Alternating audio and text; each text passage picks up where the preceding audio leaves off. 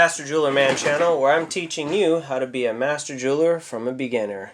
Last episode we were talking about what we were going to do in this episode, and basically what I'm going to do is start you off with an easy solder, a medium solder, and a hard solder, and what the difference is between the three. Basically, an easy solder is very flexible. I mean, super easily flexible. Medium has a little bit more resistance, and hard is extremely difficult to bend. That's usually a tell if you get them confused. But another way to tell is you can cut a piece off of each one, which is what I'm going to do here. And then we're going to basically get our torch set up to a specific heat. And then we're going to run over each one of these, and we're going to see which one is actually different from each other. So here's the three pieces. You don't know which one's which. Obviously it's easy, medium, and hard. But say you don't know. So what you're going to want to do is you're going to want to get a flame that's about an inch to inch and a half in height. And then you're going to want to bring the oxygen in after you light your flame till the yellow basically just disappears. So right there it's completely disappeared. And you'll notice when I go over the easy, it melts pretty easy. And then when I go over the medium, it takes longer, but it usually melts pretty quick as it starts to melt. And then the hard, you'll notice, takes a lot longer. Alright, so that's the differences between those. So what I'm going to do is I'm actually going to push these aside. For right now, we're just going to use the easy, which is right here. And I think I have another piece of easy as well. So how to pick this stuff up? When it melts, it's going to melt, and then it's going to become shiny. Once it becomes shiny, you can touch it with your pick, and it will pretty much pick it up, just like so. Now, what we're going to want to do is we're going to want to take this sheet right here that I've been cut into form, and we're going to take a piece of silver that's a little bit thicker, and what we're going to want to do is solder it so it stays up just like so, and it's bonded permanently. Some of the things I'm going to talk about is a flux, and what you're going to want to use is a self-pickling flux. As you can see here, this is a Griffith self-pickling flux, and basically it's a neon green color when you buy it. If you leave it out in the light, especially sunlight, it will eventually fade to clear, and it will become worthless. So keep this in a drawer, keep it completely out of dark, in the dark. You're not going to want to put that anywhere where there's light. To keep solder from flowing, you're going to use something called an anti-flux. It usually comes in a little bottle like this. It's a mustardy color. Basically what you do is it has a little brush, but I found it's a lot easier to use either a Q-tip or an actual painter's brush for bigger applications and more precise applications. So what I'm going to do here is I'm actually going to paint this right on the edge, and what we're going to do is keep this right on the edge on both sides, and that will keep our solder from flowing down onto the piece. I just want the bottom piece here to actually have solder. So we're going to use our third hand, which is an amazing tool, like I was saying. Basically, you can use a third hand, say you don't, and you need to get the solder to flow on that one joint. So if you just lay your piece down, let me get this out of the way, lay your piece down and take your solder and basically just move it up to the piece itself and just touch it to your piece, like so. You're going to want to heat up the whole entire piece, not the solder, the piece itself. And once you heat that up, you'll see a nice little flow of color with it, and then you're going to bring the solder right into it. As you see, it just flowed right into that. So we're going to take our junk tweezers that we usually use, and I'm going to use that to flow it down the edge right here. You see it's flowing down the edge. Alright, that's good enough as long as it's on there. Now what we're going to want to do is we're going to put some flux on the actual piece. Heat it up a little, get it flowed. You'll notice it'll it'll change a white color like this. That means it's primed, ready to go. Now what you're going to want to do, this is kind of a tricky thing, so you're going to want to hold your piece, and you're going to want a little bit more heat here. A little bit more heat. Alright, let's grab this real quick. Okay. Alright, so what we're going to want to do is get this piece lined up, and we're going to heat the piece that we want the solder to flow to. We don't want to heat the solder piece, we want to heat the piece that the solder is going to go onto. Now once you heat it up enough, this actual white will start to turn a little bit clear. As you see, it starts to go away. That means it's primed, ready to go. We're going to introduce our piece into it and start hitting the actual solder. So once the solder starts to get heated up, not the piece, but the solder starts to get heated up, it will actually melt down into our piece. And just like so, voila. Okay, we're going to want it to flow. So the heat, put a little bit more oxygen here, the heat will actually pull the solder. As you can see here, voila, that's it. We're all done. See how fast and easy that was? Our piece is completely soldered solid on there. It's not going to come off. You can see, I don't know if you can completely see, but let me point this out here.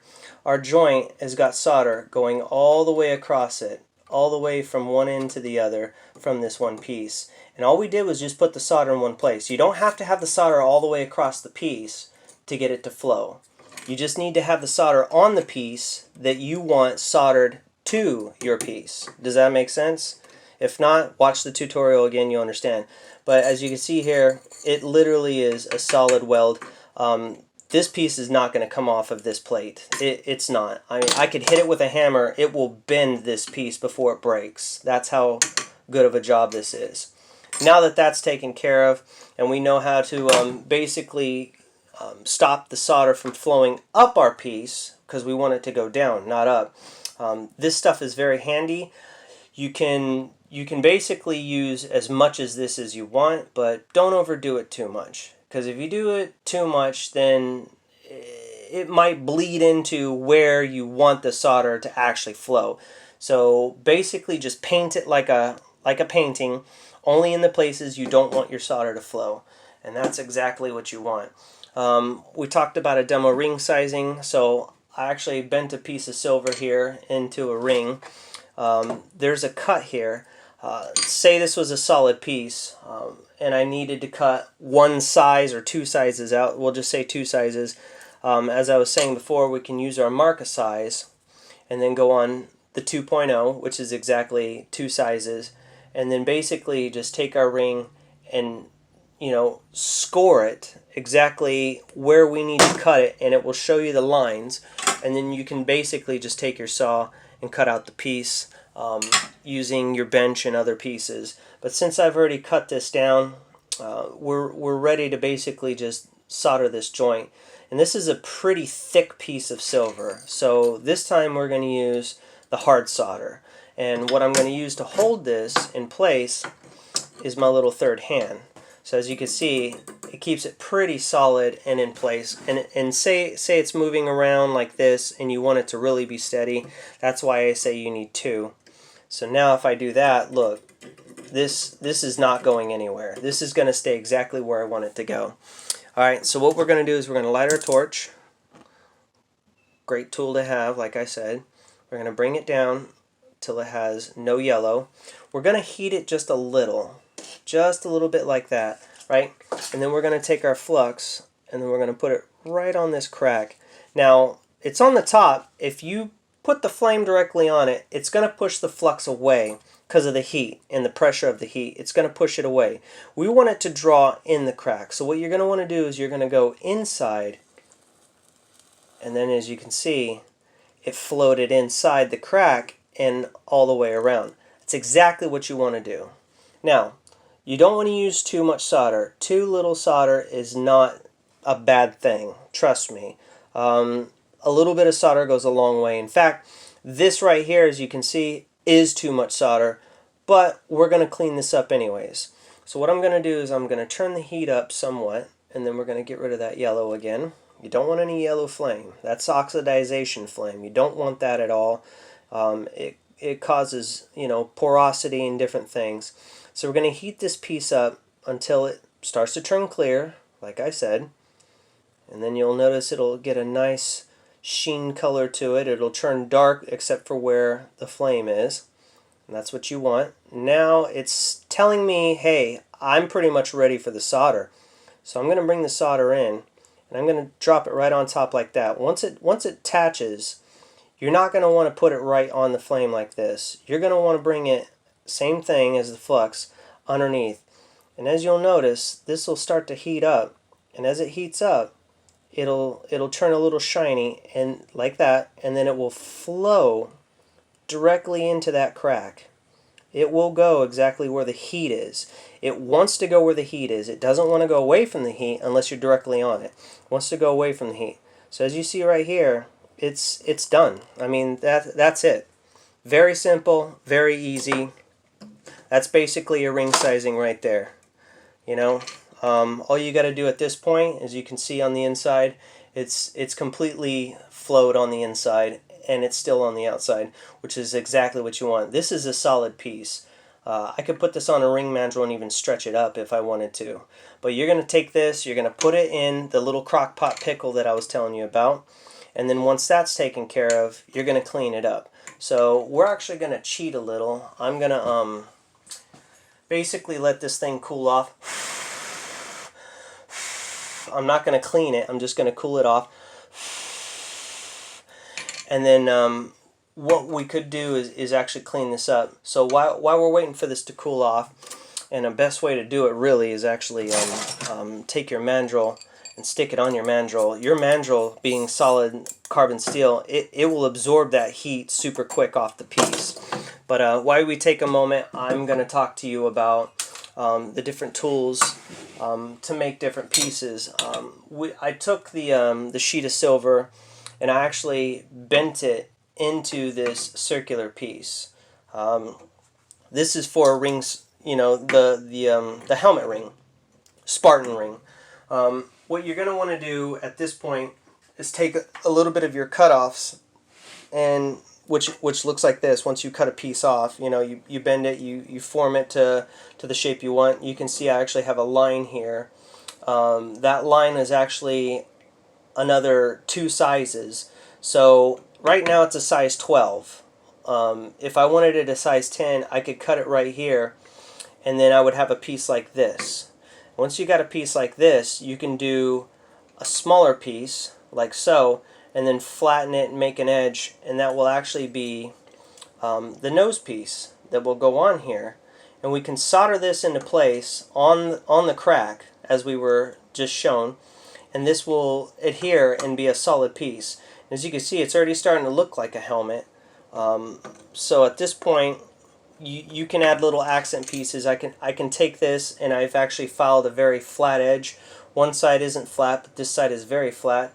And then once again, we can take our marker size, which is a most important tool.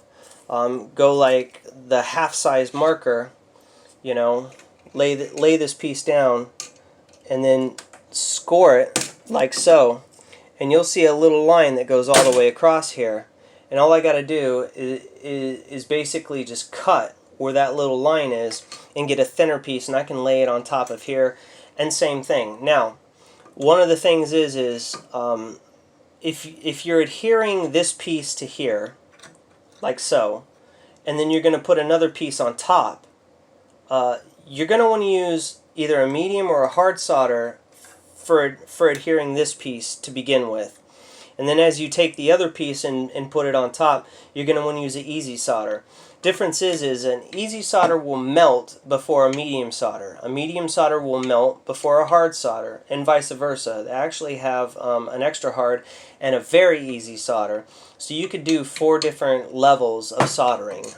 This is most important when it comes to assembly. In my day and age, I actually use a laser welder, which is very simple and easy for me to just tack things into place and then just use the same solder and just solder it all at once and make it very simple and easy to make. So other than that, that's about all the time we have for today. I'm trying to keep these videos very short.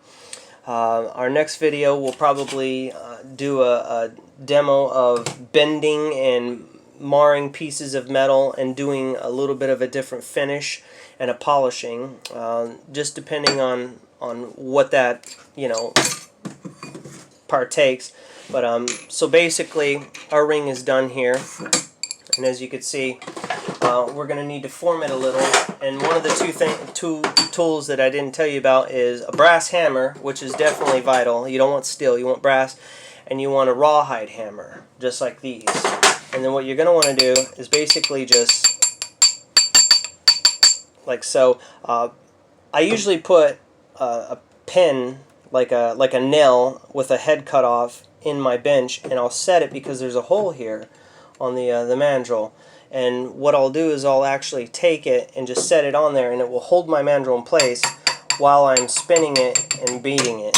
So now that that's taken care of, the next thing I'm going to want to do is actually take my inside ring piece and then my hand piece, which we're all familiar with the hand piece, the easy change that I was telling you about last video.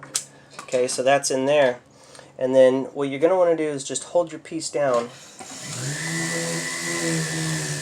and that's it. Just move it back and forth, move it in any direction. Once it smooths out the piece on the inside, you keep doing that until it's nice and smooth. You can actually do it all the way around. And then on the outside, you're going to want to put it on your mandrel, and then you're going to want to use that fine file that I was telling you about. And you're just going to want to file it. As you actually file forward to back, you're going to roll it. So that's basically a smooth transaction of how you're going to take the ring. And as you can see here, it's already looking very smooth.